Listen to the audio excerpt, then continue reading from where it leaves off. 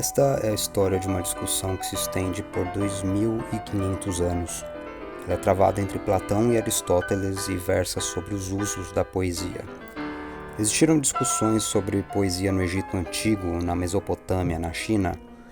Provavelmente, mas ou essas discussões se perderam no tempo, ou não foram reapropriadas por gerações e gerações de artistas até os tempos atuais.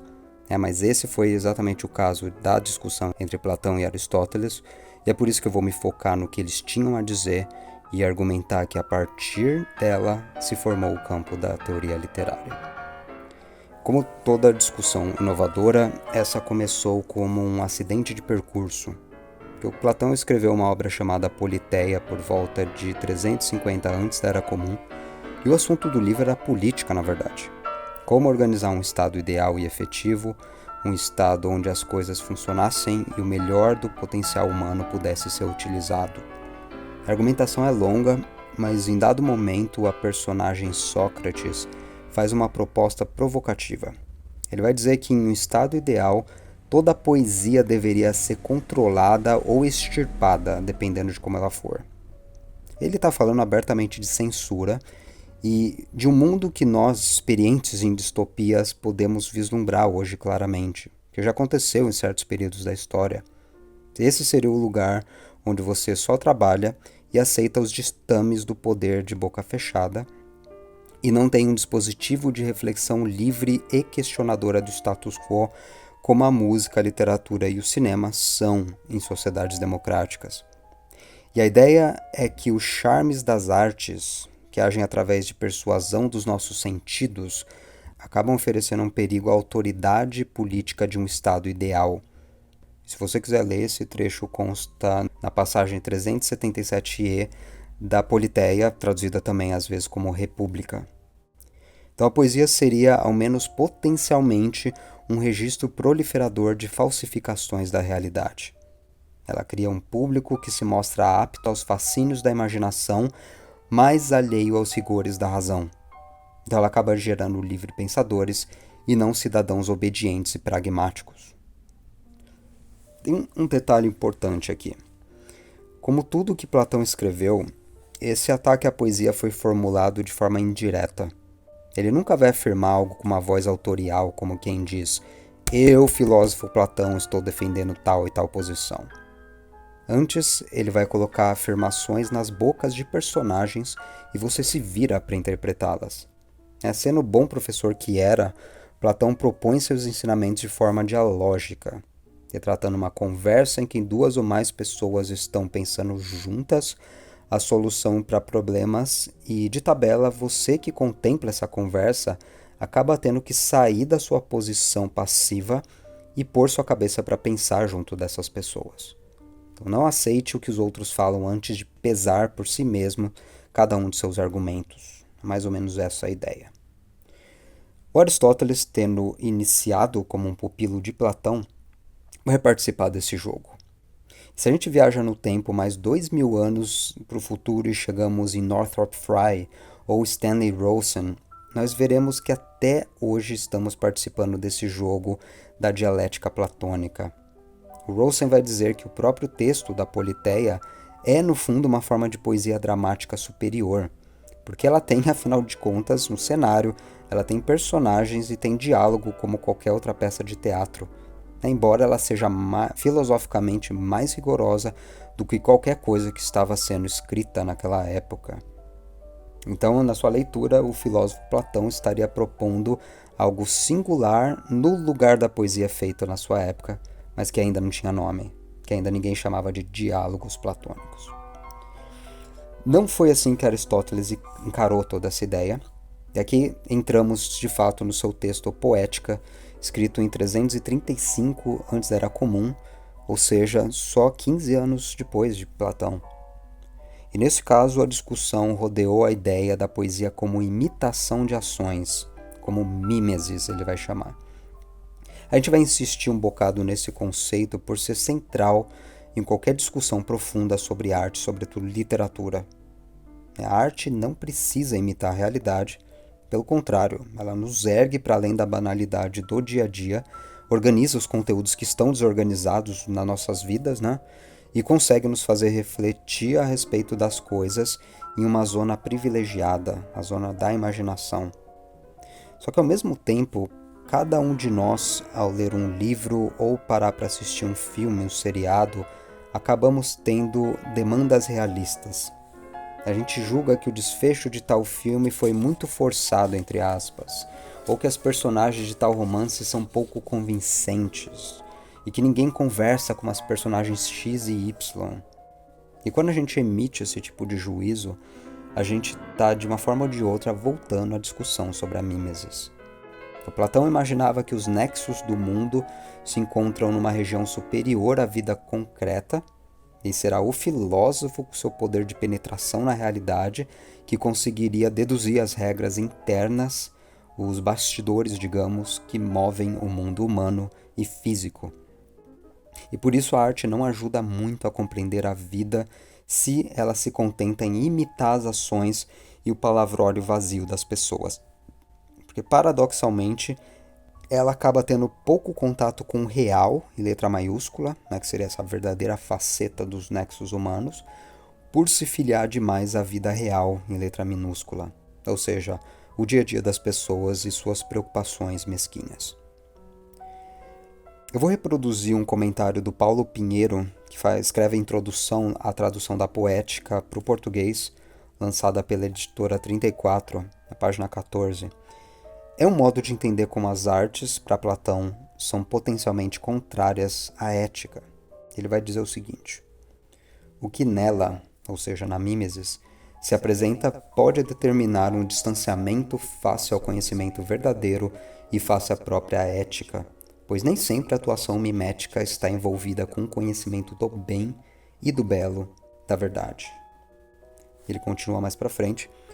Essa é uma das acusações que pesa sobre as artes miméticas e que desde Platão separa, ou pretende ao menos separar, o universo mimético das artes do campo das ações propriamente reguladas pelo conhecimento ético. Eu fecho a citação. E o Aristóteles, por outro lado, agirá como um analista do empírico e não dessa esfera remota dos ideais. A tradição poética já está formada e já é um fato na vida ateniense, ele vai dizer. Não cabe a nós imaginar um mundo em que ela é banida, mas entender sua permanência na nossa vida cívica. Entender porque ela é um fato. E ele chegará à conclusão de que o poeta, em vez de um falsificador, eu cito de novo, aquele que elabora uma releitura dos antigos mitos da civilização grega e que, no caso do poeta trágico, seria capaz de produzir, por meio dessa releitura mimética, um efeito catártico. Fecho a citação e ressalto esses termos: mito, tragédia, releitura mimética e catártico. Vou explicar cada um dos elementos dessa frase, são termos e conceitos centrais para entender Aristóteles, né? E eu vou ter que explicar um por um, porque essa explicação depende de a gente conhecer um pouco esse mundo distante do nosso, que é o mundo grego ático do século IV antes da Era Comum. Naquele momento, as narrativas épicas como as de Homero, que a gente bem conhece, já eram parte de uma tradição muito arcaica que havia se dissolvido nas práticas sociais. A religião grega era determinada por esses textos também, e era uma religião sem livro sagrado, né? E ela se constrói a partir de um amontoado de mitos passados de pais para filhos, e esses mitos foram por muito tempo veiculados fora de qualquer coisa que se aproxime da nossa instituição literatura.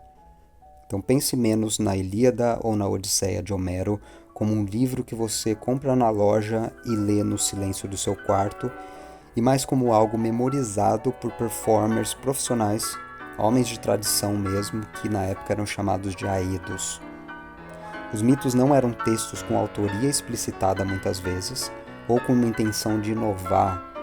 Eles eram narrativas imateriais que viviam na memória de um povo, como se fosse parte da sua natureza, e esse povo reconhecia seu valor incontestável, tal qual um cristão reconhece a Bíblia, tal qual um muçulmano reconhece o Alcorão.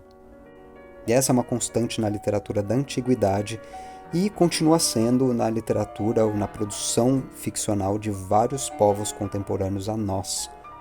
Os hindus tem o Mahabharata e o Ramayana como seu texto de narrativas e religião ao mesmo tempo. Os javaneses e os balineses lá na Indonésia têm o Nagarakartagama, e por aí vai. E grupos tribais até hoje transmitem saberes importantes a partir da veiculação oral de histórias e assim educam seus filhos para a cidadania e identidade de seu grupo. É o caso de vários grupos tribais que habitam o Brasil, por exemplo. Um teórico literário como Paul Zumthor vai resistir a chamar isso tudo de literatura, porque literatura é uma instituição muito particular que começa a ganhar contornos na Renascença Europeia e que virará um mercado de fato em meados de 1750 na leitura dele. O que se produzia antes era poesia, simplesmente poesia, e seu estudo chamava poética. E a sua recepção era uma recepção não de um livro que te apraz individualmente, mas de um registro artístico que representa os valores e mitos de uma coletividade. Então, consequentemente, não entra tanto em questão o gosto de um público aqui, que faz um autor ou uma autora ficarem famosos. O valor do mito é inconteste, não importa se você gosta ou não dele. O jeito mais fácil de entender esse estatuto de autoridade é pensando em histórias que compõem os mitos religiosos.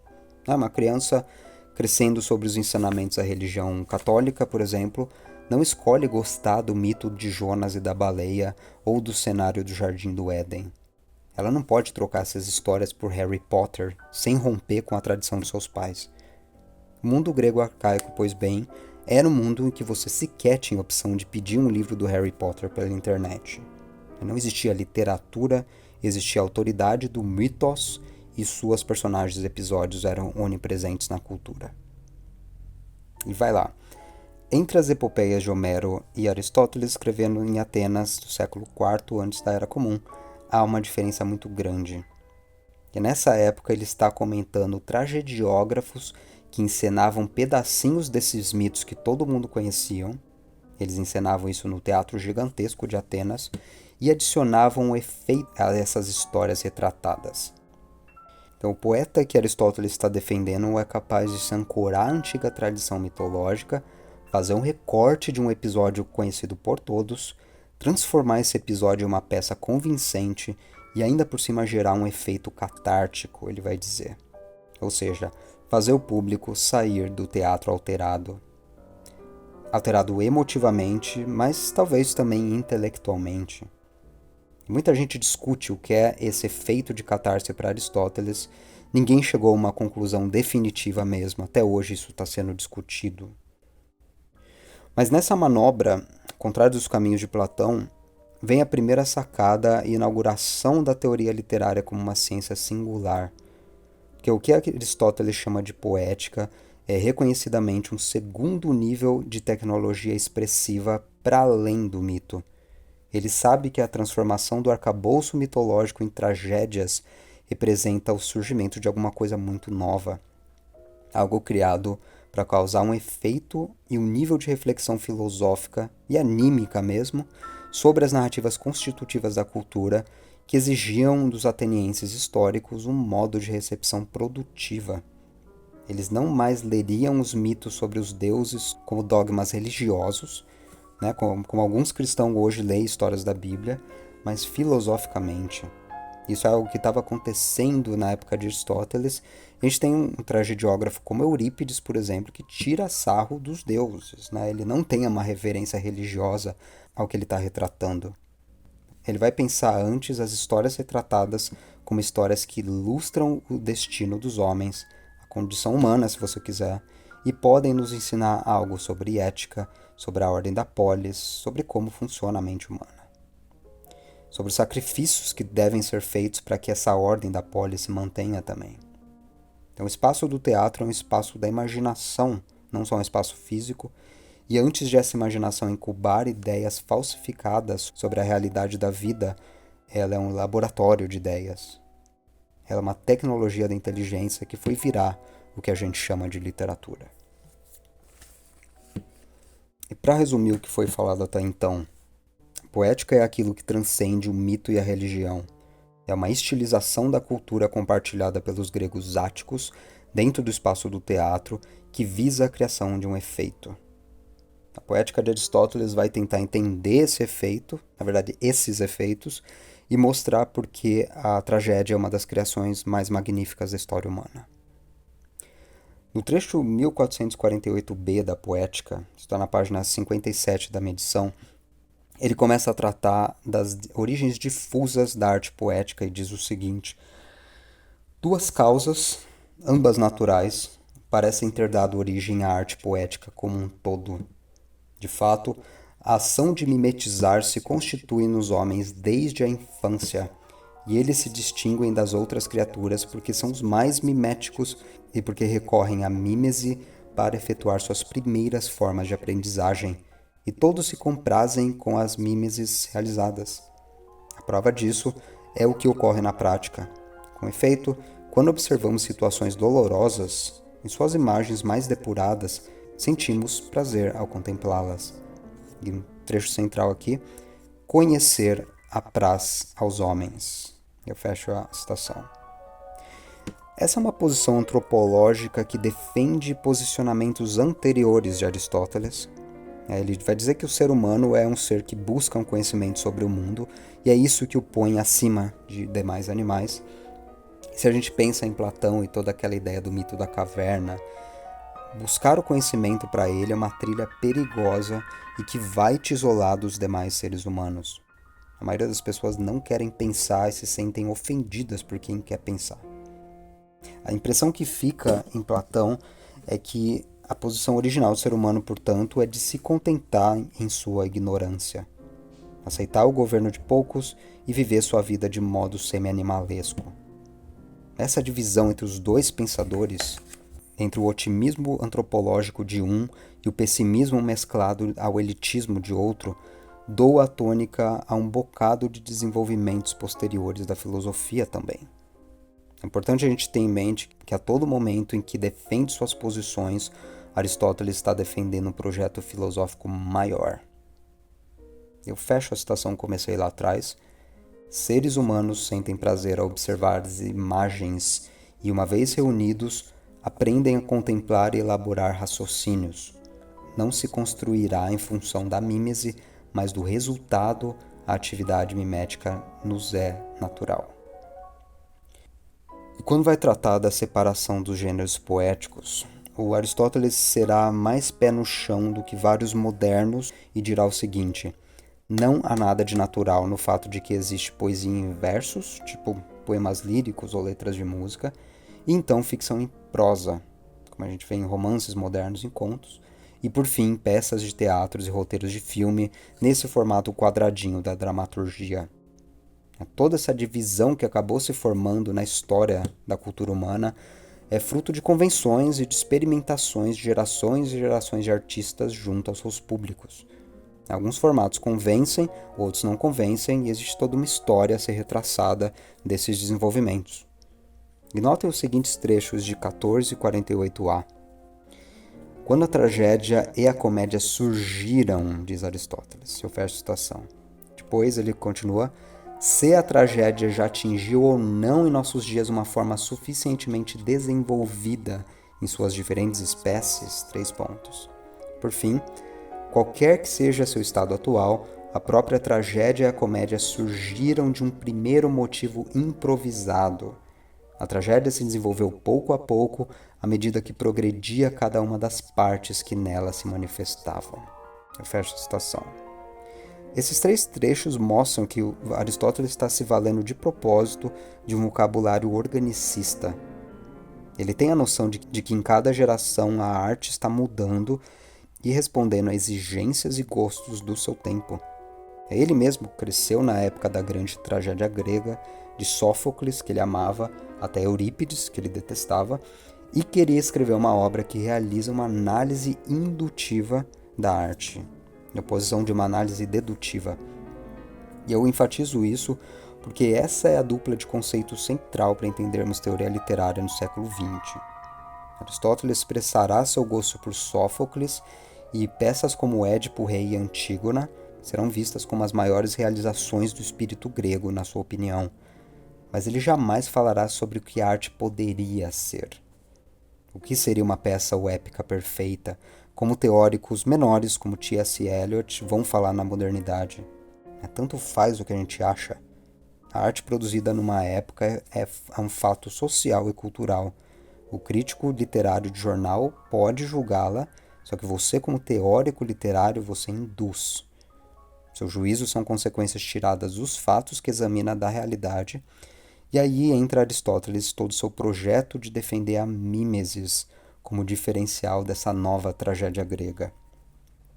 Uma análise das grandes realizações de Sófocles e demais tragediógrafos mostra o potencial filosófico e catártico dessa nova arte ática. E o caminho da dedução seria o oposto. Ele se constitui como um raciocínio ascendente da causa para os efeitos. E foi o que Sócrates, a Politeia, fez. Ele pensou uma má influência que a poesia pode exercer, num ponto de vista ético, antes de encarar obras individuais de frente, lendo com atenção científica. Lendo poética e teoria literária, você se deparará com essas ordens de análise a todo momento. Então você pega os neoclassicistas do século XVII e XVIII, ou mesmo alguns vanguardistas do século XX, como o próprio Eliot, vocês vão ver eles defendendo sua própria forma de escrever literatura, geralmente polemizando com tudo que veio antes via dedução. Eles vão dizer algo mais ou menos como: as regras da poética são X, a arte deve segui-las ou não prestará para nada. Só que por outro lado a gente vai ter teóricos como Auerbach ou Georg Lukács, que criarão estudos monumentais da literatura por meio de dedução de tudo que foi escrito em dada época para chegar a conclusões sobre as leis internas da criação poética e da própria cultura. O Northrop Frye, onde eu quero chegar nele, proporá uma renovação da teoria literária em meados de 1950, unindo dedução e indução. E a lista vai longe, mas escritores e poetas igualmente também acabam ganhando maior consciência sobre a sua criação, uma vez que se debatem com essas questões. Então, todo escritor começa como leitor ávido de literatura. Seu trabalho sempre envolve julgar o que foi produzido no passado para pensar o que deixará para as gerações futuras. Voltando a Aristóteles, uma vez que ele escolhe obedecer aos fenômenos e partir do conhecimento deles para então criar sua teoria geral dos mecanismos poéticos, ele abre espaço para uma permissão de mistura de gêneros. Eu cito o 1448b, página 61 da minha edição. Ele diz: Homero foi também o primeiro a delinear as formas da comédia.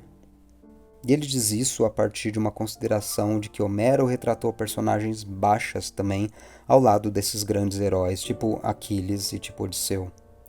E é como se um gênero brotasse do outro na cabeça dele, como se houvesse um encadeamento orgânico na cultura.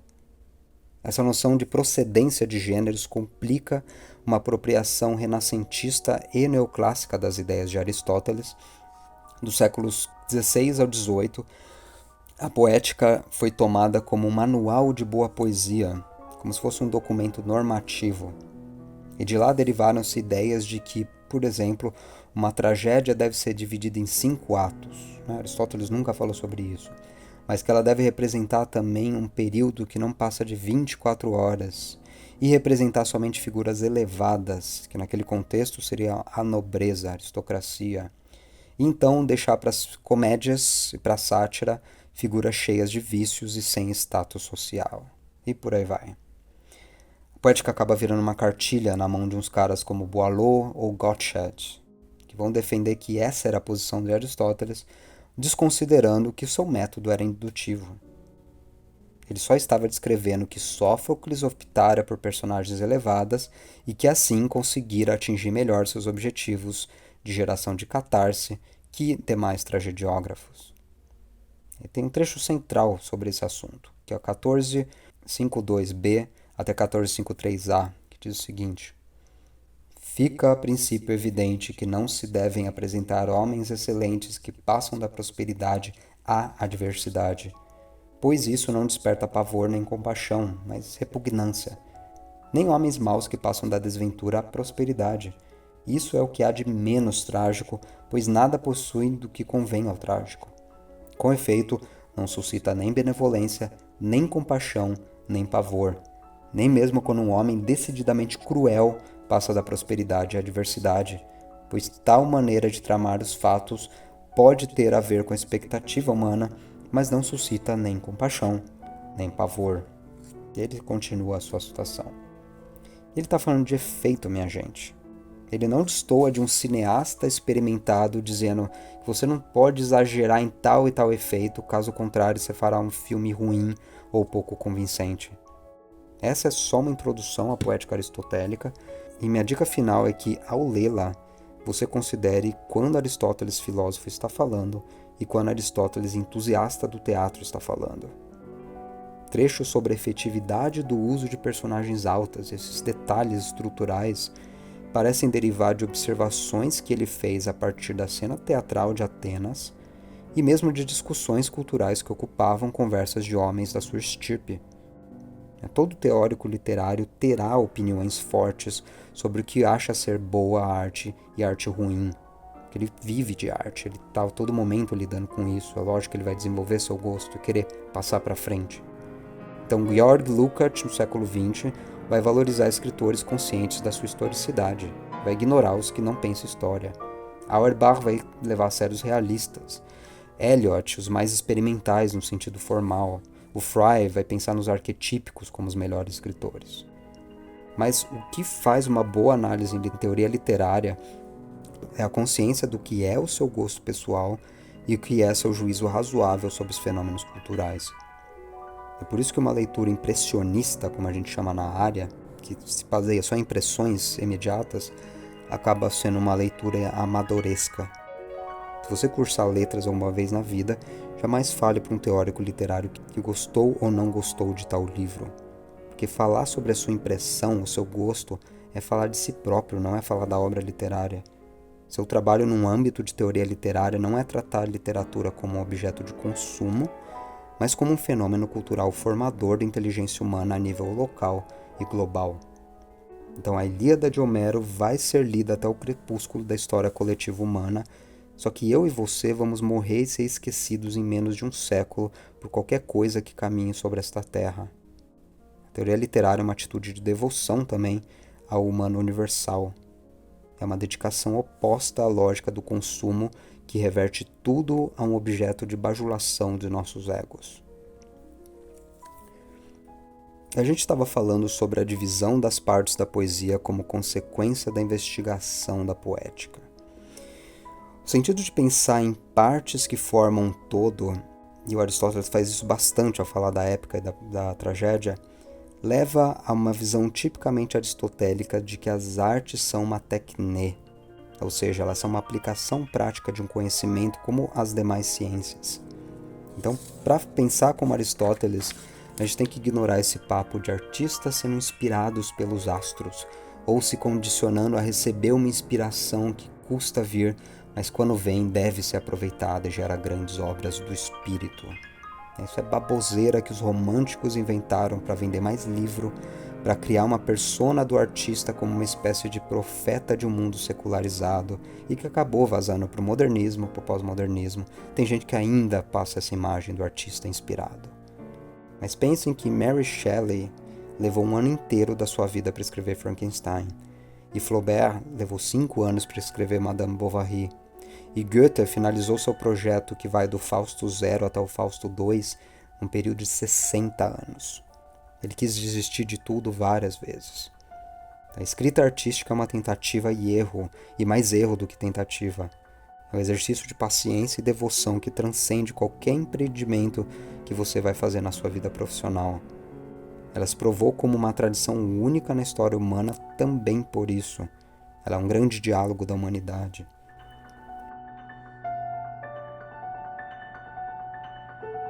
Eu vou tentar mostrar que a teoria literária também é uma tradição com seu próprio histórico e com suas próprias discussões internas. É uma tradição de devoção às artes e de obsessão desvendadora de seus mecanismos, que nos permite entender o limite entre o linguajar altamente estilizado das artes e a sua influência sobre o desenvolvimento linguístico cotidiano. Os dispositivos expressivos e criativos que as artes da palavra, do poema ao cinema, contribuem também para a vida comum. para a forma como a gente fala, como a gente pensa. Há outro motivo por que a crítica literária deve existir, e aqui eu já estou citando Northrop Frye na Anatomia da Crítica. A crítica é capaz de falar, ao passo que todas as artes são mudas. Artistas não têm controle sobre suas obras uma vez que as produzem, e muitas vezes eles nem têm consciência das categorias e divisões que elas encerram dentro de si. Então Sófocles precisou de um Aristóteles para ser interpretado e devidamente apreciado. Isso porque a obra literária não é uma forma pura pairando sobre o mundo das ideias. Ela depende da participação ativa de um público. A ideia da recepção como uma atitude ativa, não meramente receptiva, passiva, foi uma das contribuições mais importantes de um teórico soviético chamado Mikhail Bakhtin, nos anos 1950, e é central para uma analogia que o Northrop Frye faz mais para frente entre o livro de literatura e a partitura musical. Eu cito ele diretamente, está na página 85 e 86 de Anatomia da Crítica. Novamente, a analogia com a música pode vir a calhar. O público médio de uma sinfonia sabe muito pouco sobre a forma sonata e praticamente deixa passar cada uma daquelas sutilezas a serem detectadas mediante a análise da partitura.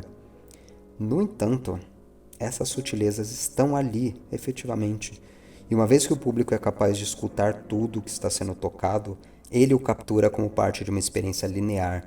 A consciência é menos consciente, mas não menos real. O mesmo se aplica à resposta às imagens de um drama poético. Ele fecha a citação.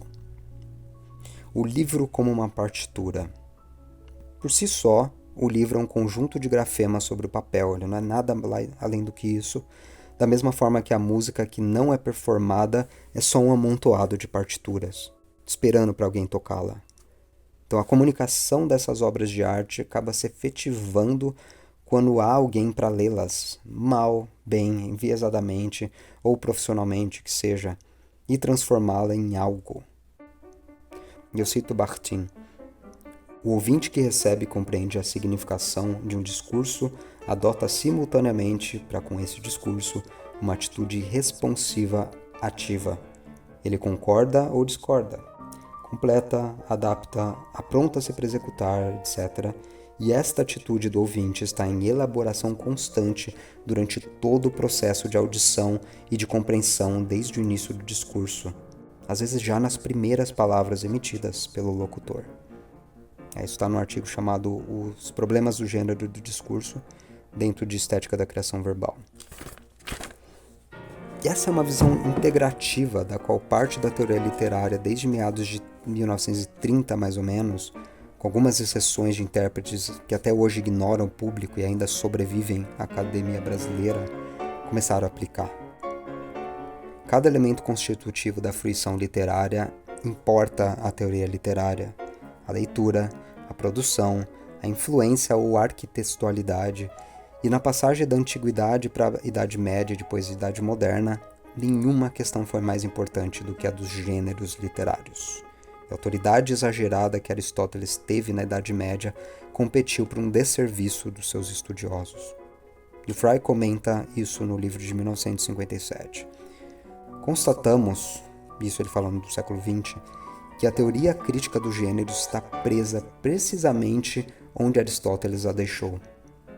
Nessa divisão entre épica e drama, ignorando a lírica, Graças aos gregos, somos capazes de distinguir a tragédia da comédia no drama. Quando tratamos das formas modernas como a mascarada, a ópera, o cinema, o balé, a peça de marionetes, a peça de mistério, a moralidade, a comédia dell'arte, a Zauberspiel e por aí vai, encontramos-nos na posição dos médicos da Renascença que se recusaram a tratar sífilis porque Galeno não disse nada sobre isso. Eu fecho essa citação. O Galeno foi um dos pais da medicina, também da Grécia Antiga. E sífilis chegou à Europa só via as grandes navegações. Eu continuo. Os gregos dificilmente precisariam desenvolver uma classificação das formas de prosa, que eles mal tinham literatura em prosa, E nós precisamos, só que nunca o fizemos. Fecho a citação do Frye. E viu como Aristóteles é central? Isso é 1957, O Fry é um canadense vivendo no alto modernismo literário que a partir dali fomentou uma renovação radical da teoria literária.